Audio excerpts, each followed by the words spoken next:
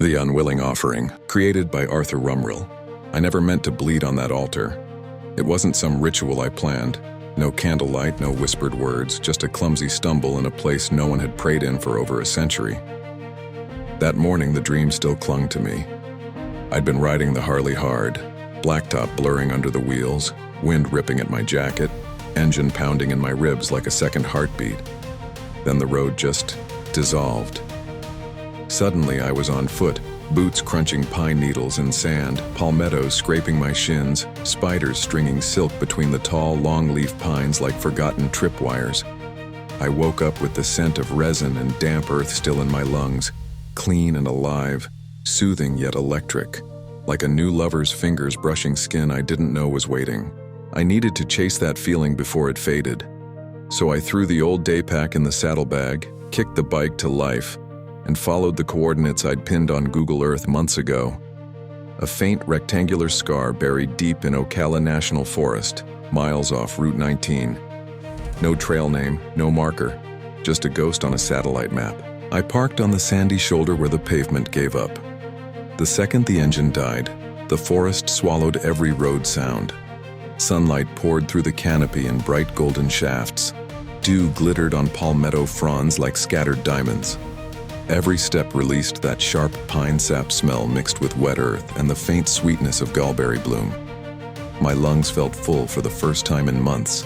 The ruin appeared slowly, almost shy. A leaning brick chimney still refusing to fall. Vines thick as my wrist threading through gaps where windows once stood. Most of the wooden walls had rotted or collapsed inward. The roof was long gone, so light spilled straight down onto the dirt floor in shifting pools. Charred timbers clung to the foundation here and there, blackened, tasted by fire once and spit out. It didn't feel like a horror set. No creaking doors, no bloodstains. Just old, tired, and honestly dangerous if you weren't paying attention. I stepped inside carefully, testing boards that groaned under my boots.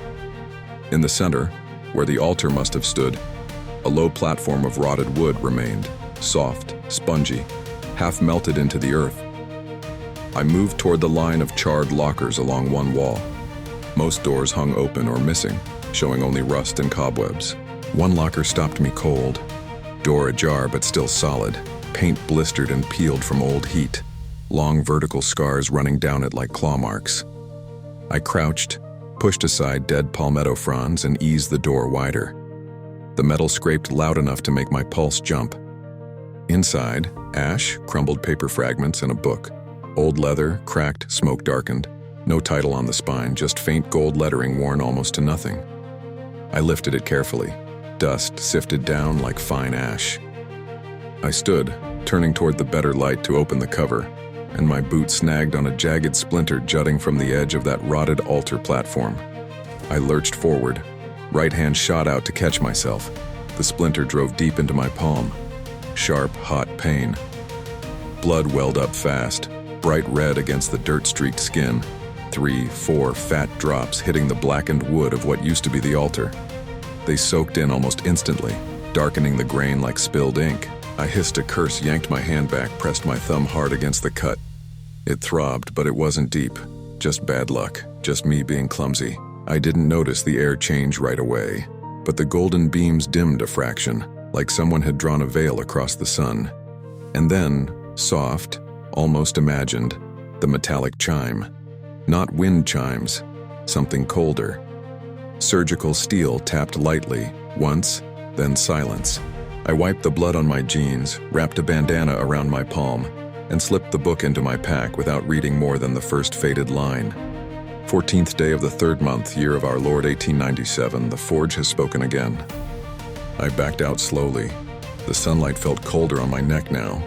The forest had gone quieter, as if it had noticed what I'd done. On the ride home, the book pressed against my spine through the pack, warmer than it should have been. My right hand ached on the grip. The bandana already showed a small red stain. In the side mirror, Route 19 stretched empty behind me, but the air shimmered just at the edge of the reflection.